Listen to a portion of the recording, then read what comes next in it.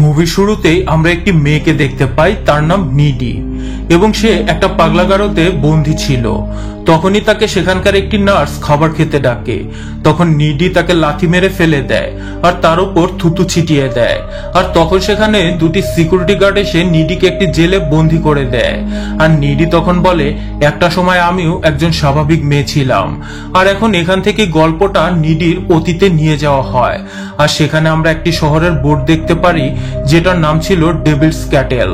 আর সেই শহরের নামকরণ একটি ঝর্ণার উপরে হয়, যেখানকার পানি গিয়ে একটি গর্তের ভেতরে ঢুকতো, এবং সেই গর্তে ঢোকার পর সেই পানি কোথায় যেত তা কেউই জানতো না। বিজ্ঞানীরা এটা খুঁজে বের করবার জন্য অনেক চেষ্টা করেছে, কিন্তু কেউই এর কোনো উত্তর কখনো খুঁজে পায়নি।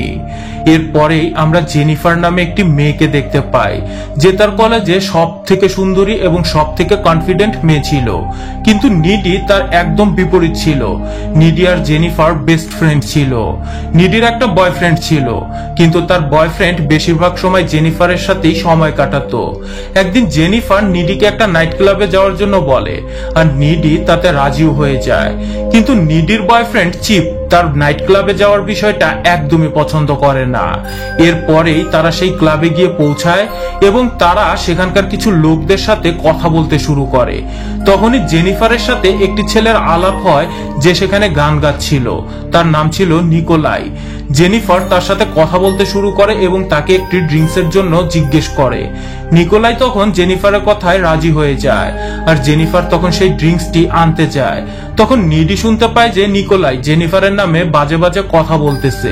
তখন নিডি জেনিফারকে গিয়ে সবকিছু খুলে বলে, কিন্তু জেনিফার নিডির কোনো কথা গায়ে লাগায় না এবং সে তাদের ব্যান্ডের পারফরমেন্স দেখতে চলে যায়। তার কিছুক্ষণ পরেই দেখা যায় সেই ক্লাবে আগুন ধরে যায় এবং সেখানকার সব লোকেরা দৌড়াদৌড়ি করতে শুরু করে দেয়। তখন নিডি আর জেনিফার বাথরুমের জানালা দিয়ে সেখান থেকে বের হয়ে যায়, আর বাহিরে বের হয়ে তারা খেয়াল করে ক্লাবটা পুরোপুরি জ্বলে গেছে। তখনই তাদের কাছে নিকোলাই আসে এবং জেনিফারকে তাদের সাথে কোথাও যেতে বলে। তখন নিডি জেনিফারকে তাদের সাথে যেতে বারণ করে, কিন্তু জেনিফার তাদের সাথে যেতে থাকে। তবে এই বিষয়টা নিডি একদমই পছন্দ করতেছিল না, কারণ জেনিফার কোনো অজানা ব্যান্ডের মেম্বারদের সাথে চলে যাচ্ছে, আর নিডির নিকোলাইয়ের উপর একেবারেই ভরসা ছিল না। তখন নিডি তার বয়ফ্রেন্ড চিপকে কল করে সেই সব কথা বলে দেয়, কারণ নিডি অনেক ঘাবড়েছিল আর ভয় পাচ্ছিল যাতে জেনিফারের কোনো ক্ষতি না হয়ে যায়। নিডি বাড়িতে ফেরার পর কেউ তার বাড়ির কলিং বেল বাজায় এবং নিডি বাড়ির দরজা খুলে কাউকে দেখতে পায় না। তারপর নিডি দরজা বন্ধ করে উপরে উঠতেই যাচ্ছিল। ঠিক তখনই সে খেয়াল করে তার ঘরের ভেতর থেকে কিছু অদ্ভুত আওয়াজ আসতেছে এবং সেখানে গিয়ে সে দেখে সেখানে জেনিফার রয়েছে এবং তার সারা শরীর রক্তে রাঙা, এবং সে নিডির দিকে তাকিয়ে একটি বিদকুটে হাসি হাসছিল। সে ফ্রিজ থেকে কাঁচা মাংস বের করে খেতে থাকে। জেনিফার তখন মুখ থেকে জন্তুদের মতো শব্দও করছিল, আর হঠাৎ তার মুখ থেকে কালো অদ্ভুত কিছু বের হতে থাকে এবং তারপর সে নিডির বাড়ি থেকে বের হয়ে যায়। এর পরের দিনে দেখা যায় নিডি বসে বসে জেনিফারের কথাই ভাবছিল, এবং তখনই সেখানে জেনিফার চলে আসে এবং সে একদম আগের মতোই স্বাভাবিক দেখতে ছিল। তখন নিডি জেনিফারকে তার আগের দিন রাতের কথা জিজ্ঞেস করে, আর তখনই ক্লাসে তাদের প্রফেসর চলে আসে এবং আগের দিন রাতে যারা মারা গিয়েছিল তাদের কথাও বলতে শুরু করে। তখন জেনিফার সেসব শুনে হাসতে শুরু করে। ক্লাস শেষে নিডি তার বয়ফ্রেন্ড চিপকে জেনিফারের সব অদ্ভুত কার্যকলাপের কথা বলতে থাকে। তারপরে আমরা মাঠে ওই স্কুলের ফুটবল টিমের ক্যাপ্টেন জোনাসকে দেখতে পাই, যে তার বন্ধুদের হারিয়ে খুবই দুঃখী ছিল। তখনই সেখানে জেনিফার চলে আসে, আর সে তার কথার জালে ফাঁসিয়ে জোনাসকে জঙ্গলে নিয়ে যায়। এরপর জেনিফার জোনাসের সাথে ইন্টিমেট হতে শুরু করে, আর সেখানে জঙ্গলের অনেক জন্তুরা এসে তাদেরকে দেখতে থাকে। এসব কিছু দেখে জোনাসের অনেক অবাক লাগছিল। ঠিক তখনই জেনিফারের মুখ একটি ভয়ঙ্কর জন্তুর মতো খুলে যায় এবং সে এসে জোনাসকে কামড়ে খেয়ে ফেলে। জোনাসের চিৎকার শুনে তাদের প্রফেসর এসে জোনাসের মৃতদেহ দেখতে পায় এবং সে খুব ভয় পেয়ে পুলিশকে খবর দিয়ে দেয়। তার পরের সিনে আমরা দেখতে পাই জেনিফার আর নিডি ফোনে কথা বলতেছে। তখন নিডি জেনিফারকে বলে, শহরে যে এইসব কিছু ঘটছে তা নিয়ে আমি খুবই চিন্তিত, কিন্তু জেনিফারের এসব ঘটনাতে কিছুই যায় আসছিল না। তখন জেনিফার একটি লাইটার জ্বালিয়ে তার জিভে লাগায়, কিন্তু লাইটারের আগুনে জেনিফারের জিভের কিছুই হয় না। এখানে বোঝাই যাচ্ছে জেনিফারের সাথে নিশ্চয়ই খারাপ কিছু একটা হয়েছে। এর পরের দিন কলেজের সবাই জোনাসের মৃত্যুর জন্য শোক পালন করে। তারপর ক্লাসে তাদের প্রফেসর আসে আর বলে, লো শোল্ডার ব্যান্ডের গান এতটাই জনপ্রিয় হয়েছে যে সেখানকার স্টুডেন্টরা ন্যাশনাল অ্যান্থেমের জায়গায় তাদের ব্যান্ডের গান গাইতে শুরু করে দিয়েছিল, এবং সেই ব্যান্ড তাদের কামাইয়ের 3% টাকা সেই মৃতদের বাড়ির লোকদেরকে দেবে। তখনই নিডি বলে ওঠে, বাকি 97% টাকা কোথায় যাবে? সেটাও তো সেই পরিবারদের দিয়ে দেওয়া উচিত। কলেজের বাইরে কলিন নামে একটা ছেলে জেনিফারকে প্রপোজ করে, এবং তখন জেনিফার তাকে এমন একটি ঠিকানার কথা বলে যেখানকার কনস্ট্রাকশনের কাজ কখনো চলছিল। এরপর রাতের বেলায় কলিন যখন সেখানে গিয়ে পৌঁছায়, সে দেখে ওই জায়গাটিতে অনেক অন্ধকার, কিন্তু তবু সে বিল্ডিং এর ভেতর এগোতে থাকে। আর তখনই জেনিফার কলিনকে পেছন থেকে ডাক দেয় আর তার দিকে এগিয়ে আসে। কাছে আসার পর কলিন খেয়াল করে জেনিফারের চোখের রং আস্তে আস্তে বদলে যাচ্ছে। এটা দেখে কলিন অনেক ঘাবড়ে যায়, কিন্তু তখনই জেনিফার তার ভয়ঙ্কর রূপে এসে কলিনকে মেরে ফেলে আর তার শরীরের মাংস খেতে থাকে। তার পরের সিনে আমরা দেখতে পাই নিডি তার বয়ফ্রেন্ডের সাথে ইন্টিমেট হচ্ছিল। তখনই সে জেনিফারকে সেই ভয়ঙ্কর রূপে দেখে অনেক ভয় পেয়ে যায়। তারপর নিডি যখন তার গাড়ি নিয়ে যাচ্ছিল, রাস্তায় সে জেনিফারকে দেখতে পায়। জেনিফার তখন তার গাড়ির সামনে চলে আসে, আর এসব দেখে নিডি অনেক ভয় পেয়ে যায় আর বাড়ি ফিরে কাঁদতে শুরু করে। নিডি তখন ঘরে ঢোকা মাত্রই জেনিফারকে তার বেডে দেখতে পায়। তখন জেনিফার নিডির কাছে আসার চেষ্টা করছিল, কিন্তু নিডি অনেক ভয় ছিল জেনিফারকে দেখে। তারপর জেনিফার সেই রাতের কথা নিডিকে বলতে থাকে, যে রাতে ওই ক্লাবে আগুন ধরে। আর এখানেই আমরা জানতে পারি সেই রাতে সেই ব্যান্ডের মেম্বাররা জেনিফারকে সেই ঝর্ণাটির কাছে নিয়ে গেছিল। সেখানে তারা তাদের ব্যান্ডের সফলতার জন্য শয়তানের কাছে জেনিফারকে বলি দেবে।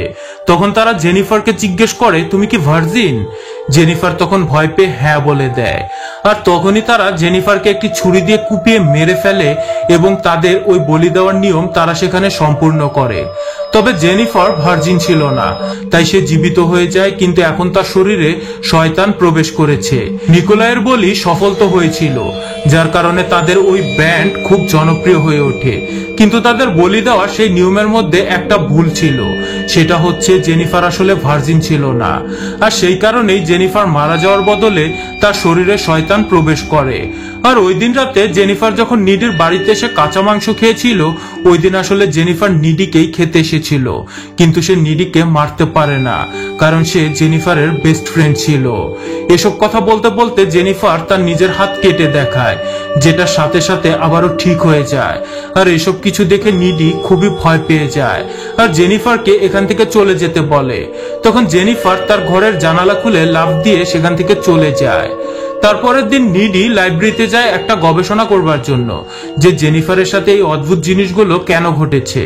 নিডি তখন লাইব্রেরির সমস্ত বই পড়ে এটাই বুঝতে পারে যে সেই ব্যান্ডের মেম্বাররা জেনিফারকে ভার্জিন মেয়ে ভেবে বলি দিয়ে দেয়, যার কারণে তাদের ব্যান্ড সফলতা তো পেল, কিন্তু জেনিফারের শরীরে অশুভ শক্তি প্রবেশ করে যায়। নিডি তখন আরো জানতে পারে জেনিফার যদি তার শরীরের সৌন্দর্য বজায় রাখতে চায়, তাহলে তাকে মানুষ মেরে তাদের মাংস খেতে হবে। আর জেনিফারকে মারার একটাই উপায় ছিল, যেটা করতে হলে তার মনে আঘাত করতে হবে। এরপর নিডি চিপকে নিয়ে চিন্তা ভাবনা করতে শুরু করে। সে এটা ভেবে ভয় পায় যে জেনিফার আবার চিপকে না আক্রমণ করে বসে। তখন নিডি চিপকে জেনিফারের বিষয়ে সব কথা খুলে বলে, কিন্তু চিপ সেসব কথা বিশ্বাস না করে সেখান থেকে উঠে চলে যায়। পরদিন রাতে নিডি একটা ডান্স পার্টিতে এসে চিপের জন্য সেখানে অপেক্ষা করতে থাকে, আর চিপ পায়ে হেঁটে সেখানে পৌঁছাচ্ছিল। আর তখনই জেনিফার চিপের সামনে চলে আসে আর নিডির ব্যাপারে অনেক আজে বাজে কথা বলতে থাকে, যে নিডি একটা খারাপ মেয়ে, ও তোমাকে ঠকাচ্ছে। আর কথা বলতে বলতে সে চিপকে নিয়ে একটা ফাঁকা জায়গায় চলে যায়। নিডি তখন সন্দেহ করে যে জেনিফার চিপের উপর আক্রমণ করতে পারে, তাই নিডি তাকে খুঁজতে বেরিয়ে পড়ে। অন্যদিকে জেনিফার চিপের কাছে আসার চেষ্টা করে, কিন্তু চিপ এসব একেবারেই পছন্দ করছিল না, কারণ সে নিডিকে অনেক ভালোবাসতো।